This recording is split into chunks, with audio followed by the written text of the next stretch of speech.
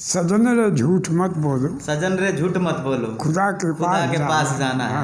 न हाथी है न घोड़ा है, वहाँ पैदल ही वहाँ पैदल ही जाना है। दोस्तों, विष्णु प्रभाकर गांव वाले रिपोर्टर का आप सभी को नमस्कार है। यह इंटरव्यू जो आप देखने जा रहे हैं, मैं यूँ कहूँ यह इंटरव्यू ईमानदारी के आखिरी पीढ़ी के एक ऐसे शख्सियत का है जिसकी पहचान उसकी ईमानदारी।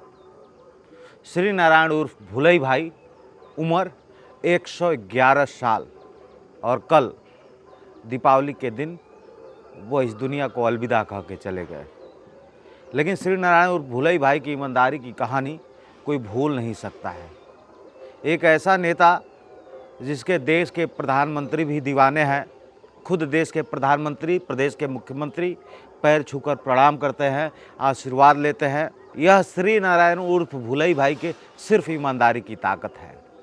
अब पूरी देश और दुनिया को भुलई भाई ने बताया कि ईमानदारी से जब आपकी पहचान होगी तो लंबी होगी, यादगार होगी। और अब जो आप वीडियो देखने जा रहे हैं, यह उनके जीवन का आखिरी इंटरव्यू हुआ है। मेरी खुद की यादें उनसे जुड़ी हैं। मैं जब अपने एक चैनल गोरखपुर एक्सप्रेस न्यूज़ की शुरुआत किया था तो पहला इंटरव्यू मैंने वो किया था, और मैं तभी सोचा था कि मैं ऐसे लोगों के बारे में दुनिया को बताऊंगा जो समाज में ईमानदारी से अपनी एक छवि प्रस्तुत कर रहे हैं और समाज में एक अलग छाप छोड़ रहे हैं। और सच में बताऊं, भुलई भाई का मैंने पहला इंटरव्यू किया, वो इंटरव्यू मेरे लिए मेरे जीवन का अब तक का सबसे बड़ा इंटरव्यू हो गया, क्योंकि उस वक्त मुझे न बोलना आता था, न ठीक से बात करना आता था। पहली बार इंटरव्यू किया और उस वक्त मेरे चैनल के 400 सब्सक्राइबर थे, मुझे याद है। और उस वक्त इंटरव्यू के बाद मौजूदा सरकार जो बनी थी उत्तर प्रदेश में, कृषि मंत्री सुप्रताप शाही ने मुझे फ़ोन करके बधाई दिया था। तो ये ईमानदारी की ताकत होती है। भुलई भाई की कहानी उस वक्त दुनिया ने जाना और पहला ही वीडियो मेरा वायरल हो गया। ये भुलई भाई का आशीर्वाद है, मेरे जीवन में बहुत बड़ा आशीर्वाद है, और मैं हमेशा उनका आशीर्वाद लेने उनके घर पे जाया करता था, मिलता था। यह जो आप इंटरव्यू देखने जा रहे हैं, ये उनके जीवन का आखिरी इंटरव्यू है। बाबा जी, सबसे पहले तो मैं आपको प्रणाम करूंगा। कैसे हैं, क्या हाल चाल है? अरे भगवान एकदम से आपको उन्नत पर के शिखर पर पहुँचावे। आप सलामत रहें, धन दौलत मान मर्यादा सब आपकी बढ़ी रहे। कुशीनगर जिले और मुझे लगता है पूर्वांचल के सभी जोन में जब किसी ईमानदार नेता की बात होती है तो लोगों के जहन में एक नाम आता है, श्री नारायण उर्फ भुलई भाई। आखिर ये ईमानदारी का नशा कैसे हुआ आपको, ये बताइए। अब ये तो स्वभाव है, ये नेचर है। नेचर है, हमारे खानदान का नेचर है। अच्छा। हमारे पिताजी जी। आवाजा भी, अच्छा। सब बने इस गांव के जी सिरमौर रहे हैं। अच्छा। प्रधान रहे हैं। जी। जी। आप 2 बार विधायक भी रहे हैं। जी। उस समय बीजेपी का कुछ भी अता पता नहीं था ना, जनसंघ हुआ करता जनसंघ था। जी। दिया शायद चुनाव होता था। हाँ हाँ। और उस समय भुलई भाई विधायक बने। जी। और एक बार नहीं बल्कि 2 बार विधायक बने। 2 बार। और छात्र जीवन में प्रधान भी रहे आप जी, अपने गांव जी के। जी। तो मुझे लगता है आप तो बीजेपी की शुरुआत यानी बीजेपी की जब उत्पत्ति हुई उसके पहले थे, और आप इस पार्टी के आदर्शों में से एक हैं, अगर माना जाए तो, इस क्षेत्र के नेता माने तो। पार्टी के संस्थापक सदस्यों में से। अच्छा, पार्टी के संस्थापक सदस्यों में थे। अरे वाह। उस वक्त पंडित दीनदयाल उपाध्याय, अच्छा, प्रेमनाथ डोंगरा, अच्छा, और डॉक्टर श्यामा प्रसाद मुखर्जी। इन लोगों से भी आपका मिलना जुलना होता होगा? सब एकदम से बिल्कुल। अच्छा। आमने सामने। और स्थापना हुई जनसंघ की। जी। विजयदशमी। उस दौर में तो आप लोग खूब मेहनत किए हैं। खूब, क्योंकि कांग्रेस का बोलबाला था उस दौर में। एकदम कांग्रेस का बोलबाला था। इस समय जो बीजेपी का बोलबाला है वैसी हालत कांग्रेस की थी। और बीजेपी का दूर दूर तक कहीं ठिकाना कहीं नहीं। तो जमीनी स्तर पे आप लोगों ने मेहनत करके और क्षेत्रों में गांव-गांव तक बीजेपी को पहुंचाया। बहुत परिश्रम करना पड़ा। बहुत परिश्रम करना पड़ा ना। विधायक आप कौन से साल में बने थे?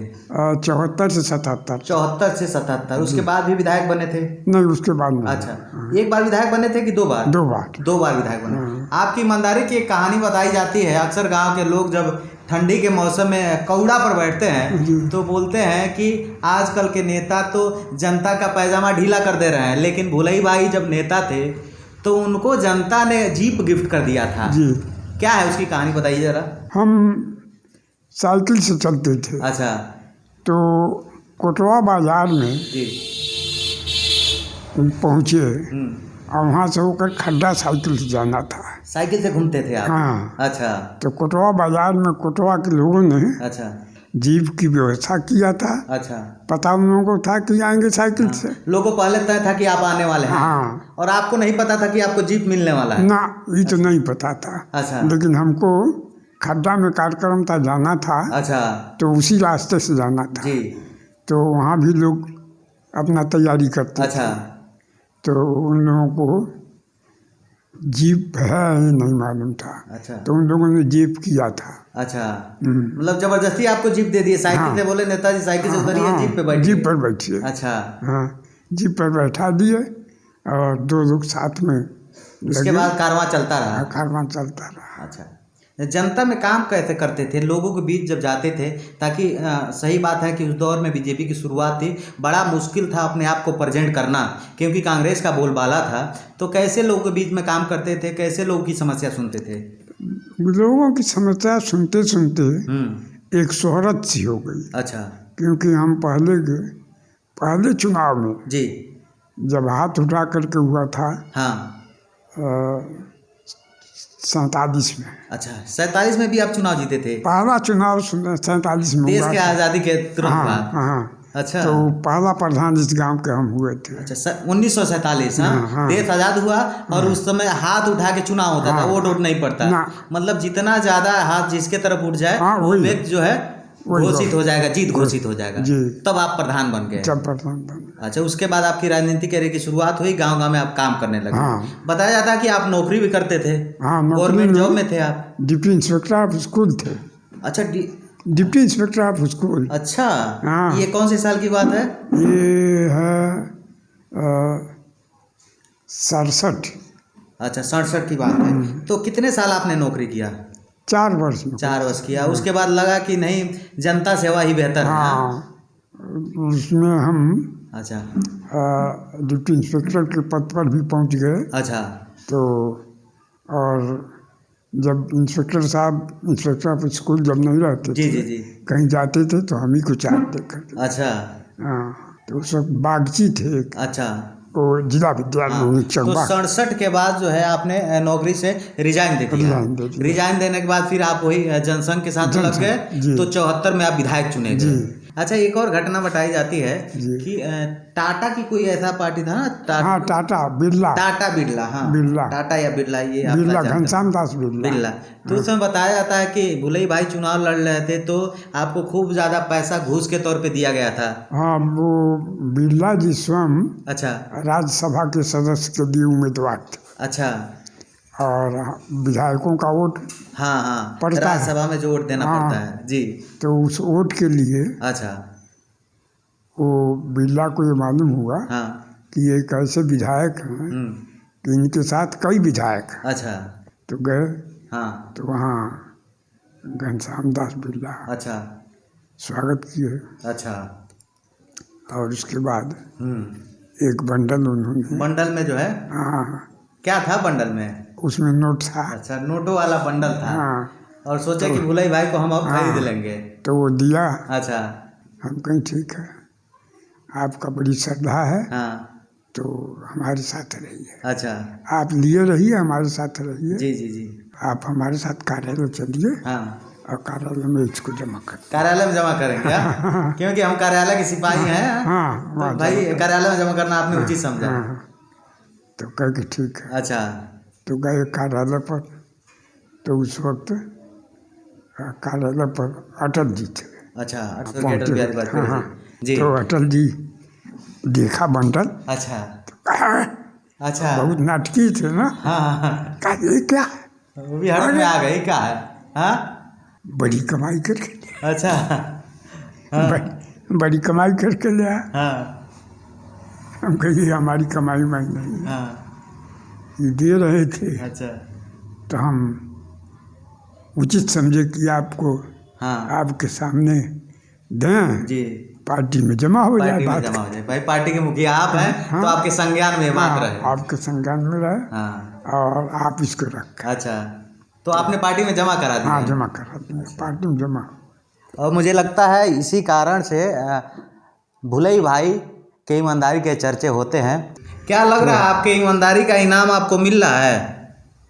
सम्मान मिल रहा है, सम्मान मिल रहा है बहुत ना? मिल रहा है। आज का जो युवा है हमारे क्षेत्र का, वो पूर्वांचल के किसी क्षेत्र का रहने वाला हो, जो आज के दौर में नेता बनना चाहता है, उनके लिए आप क्या कहेंगे?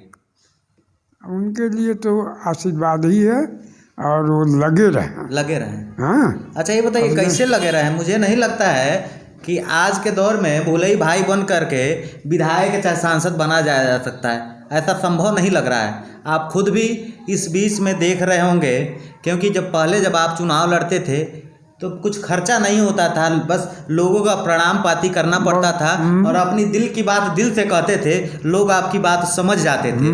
लेकिन आजकल तो फॉर्च्यूनर से सांसद जी चल रहे हैं, विधायक जी चल रहे हैं और छोटे छोटे नेता भी लग्जरी गाड़ियों से चल रहे हैं और छोटे छोटे चुनाव में लाखों का खर्चा हो रहा है। तो जो व्यक्ति ईमानदार है और चाह रहा है सही में कि अपने समाज और अपने क्षेत्र की सेवा करना, तो उसके लिए तो मुश्किल है ना? बहुत मुश्किल है। मुश्किल है ना? इस बात को आप मानते हैं? एकदम मानते हैं। बहुत ईमानदार लोगों के लिए बहुत मुश्किल है, राजनीति करना बहुत ही मुश्किल है। मुश्किल है। अब मुझे लगता है मुश्किल क्या है, नामुमकिन लग रहा है। जमाना निकल गया, जमाना निकल गया ना। हाँ। क्योंकि आज के दौर में नेता नहीं इन्वेस्टर घूम रहे हैं। बहुत पैसा हाँ? चाहिए भाई पोस्टर के लिए पैसा चाहिए, गाड़ी में तेल के लिए पैसा चाहिए। आज जब 20 लाख नेता लगाएगा तो 50 लाख कमाएगा ही। हाँ? इसके लिए नहीं, इसके लिए तो चाहिए ही। हाँ ये तो बात ही आवश्यक है, ये तो अति आवश्यक है। लेकिन वहाँ खुश लेकिन जलवा बनाने के लिए भी चाहिए, वहाँ खुश करने के लिए वहाँ भी खुश करना है वहाँ पार्टी में। हाँ? हाँ। जैसे तोहफा आपको मिला था वैसे तोहफा वहाँ भी देना है वहाँ जाके, देना, वहाँ तब देना। टिकट मिलेगा। हाँ। और ऐसे ही झंडा लगा घूमते रहे तो जिंदगी खत्म हो जाएगी कौन और कुछ होने वाला नहीं है ना। और पता चले गाँव का एक सदस्य भी नहीं बन पाएंगे। हाँ? बिल्कुल। तो एक बार मैं चाहूँगा जो भी मेरे दर्शक आपको देख रहे हैं उनको बताइए राजनीति कैसे करें, क्या ईमानदारी में से राजनीति किया जा सकता है या नहीं? हाँ या ना में जवाब दें। ईमानदारी में से राजनीति किया जा सकता है। ईमानदारी एक ऐसा गुण है अच्छा, कि उसको कोई भुला नहीं सकता। भुला नहीं सकता। ईमानदारी को लेकिन हटाया आजकल नहीं तो जा भूल सकता, जा रहे हैं लोग।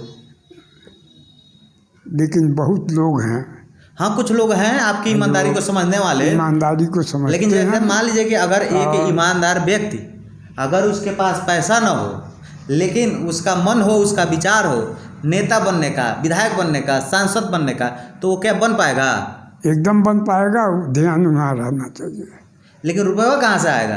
वो ध्यान उधर रहे तो कहाँ से आ जाएगा? आ जाएगा। हाँ, माने युवाओं को छूट मिल सकता है। एकदम मिल सकता। जो लड़के जो हमारे क्षेत्र के युवा हमारे और हम उम्र में हैं, जो चाहते हैं राजनीति करना, हाँ, तो अगर सही समय पे और सही तरीके से लगे रहें तो राजनीति जो है अच्छा रहेगा, जगह मिलता है। अच्छा। अटल बिहारी वाजपेयी जी आपके साथी थे, जैसा कि आपने बताया कि अरे एकदम वो विद्यार्थी जीवन से साथी, विद्यार्थी जीवन से साथी। हाँ, तो खूब एकदम याराना वाला विचार होगा। याराना विचार था। अच्छा। और वो हमको सटांगी राम कहते थे। अच्छा, क्या कहते थे? सटांगी राम। अच्छा, ये कहाँ है? दूल्हे पतले थे। अच्छा, पतले दूल्हे थे, स्लिम थे। हाँ, तो हम उनको थुलथुल दास कहते। अच्छा, वो मोटे थे तो आप थुलथुल दास कहते थे और आपको जो है सटांगी राम कहते। सटांगी राम कह करके कहते थे। हाँ, सटांगी राम जी अब कार्यालय पर भोजन हम ही तैयार करते थे। अच्छा। तो आते थे तो हम लोग साथ आए तो नहाने धोने चले गए जी, हम भोजन तैयार करने लगे। तो सटांगी राम जी भोजन तैयार हो गया। खाना हाँ हो गया, आइए तुलसीदास। मतलब एकदम एक हंसी मजाक यार दोस्त जो होता है वैसा आप लोग का था। और अटल जी को आप याद भी करते होंगे, अब तो पूरा देश याद करता है उनके विचारों को। बहुत परिश्रम किए। देखिए अटल जी लखनऊ कार्यालय जो है आज भी है, चारबाग स्टेशन के सामने। तो वहाँ लात से मशीन चलाया जाता, छापा खाना। तो अटल जी मैटर बनाते थे, कंपोज करते थे, और लात वाला मशीन था उसे छापते थे, अच्छा और साइकिल पर पीछे रख करके और गाना गाते हुए झूम झूम अच्छा, खुद ही करके, गाना गाते थे। हाँ गाना गाते हुए सड़क पर बेचते मतलब थे। एक जोश और जुनून था हाँ। कि पार्टी को जो है आगे बढ़ाना आगे है बढ़ाना। और पार्टी के जो नेतृत्व हाँ। को पूरे देश में जो है चलाना है।